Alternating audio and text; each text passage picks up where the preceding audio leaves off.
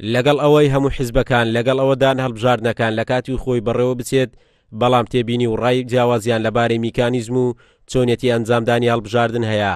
بەڕای یەکێتی نیشتیمانی کوردستان تا تۆماری دەنگ دەران پاک نەکرێتەوە و هەڵبژاردنێکی سەرکەوتوو نابێتن و ئەنجامەکەشی باوەڕ پێکراو نابێت، چونکە بوونی دەنجی دووبارە و ژمارێکی زۆری ئاوەرە و پەنابەر لە هەرێمی کوردستان کێشە و گرفت بۆ کاتی دەنگدان دروست دەکات. پرۆسی هەڵبژاردن پرۆسەیەکی جیاوازترە لە ڕێفراندۆم، هەڵبەتە لەبەرەوەی منافەسەی نێوان پارتە سیاسیەکانی تێدایە و تۆماری دەنگدەران دەبێت پاکسازی بۆ بکرێت، چاودێری لایەنە سیاسیەکانی دەوێت ئیجراعاتی هەڵبژاردن پێویستە دەربکاتون و لایەنە سیاسیەکان جێبەجێ بکەن، لایەنە سیاسیەکانیش خۆ ئامادەکردن بۆ کاندیدەکانیان و دریشمی هەڵبژاردنەکانیان ئامادە بکەن. هەرچەندە لەو پێشش پارتە سیاسیەکان کاریان کردی بەتایبەت یەکێتی نیشتیمانی کوردستان کاری کردی و ئێستا لە ئامادە سازی تەواوی کردو بۆ هەڵبژاردن. لە هەرێمی کوردستان نزیکەی 50 حیزب و لایەنی سیاسی هەیە و کار و چالاکیە سیاسیەکانیشیان تەنها بەر لە هەڵبژاردنەکان بەدیار دەکەوێت.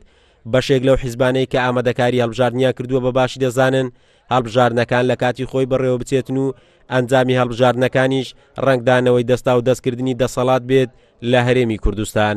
باڕۆم بە دەستا و دەستکردنی دەسەڵات لە ڕێگەی سنووقانی دەنگدانەوە ئێمە هەموو کات ئامادەی هەڵبژاردن لەگەڵ هەر کاتێکا بکریوە تاکیدیش دەکەینەوە زەختیشمان کردەوە لە هەموو و زەختیشمان کردەوە لەوەی کەوا دەبێ هەڵبژاردن لە کات و ساتی خۆیان ئەنجام بدرێت. پاش کۆبوونەوەی لایەنە سیاسیەکان و بڕیاردان لەسەر ئەنجامدانی هەڵبژاردن لە هەرێم لە مانگی 11 ئەم ساڵ چاوەڕوان دەکرێت جارێکی تر وادەی بەڕێوەچوونی هەڵبژاردنەکان دوا بخرێت بەهۆی ئەنجامدانی ڕیفراندۆم و کەم و کوڕی بۆ خۆ ئامادەکردنی کۆمیسیۆنی باڵای هەڵبژاردنەکان بۆ ئەنجامدانی هەڵبژاردن لەم ساڵ. قارەمان جەوهەر، کورسات نیوز، هەولێر.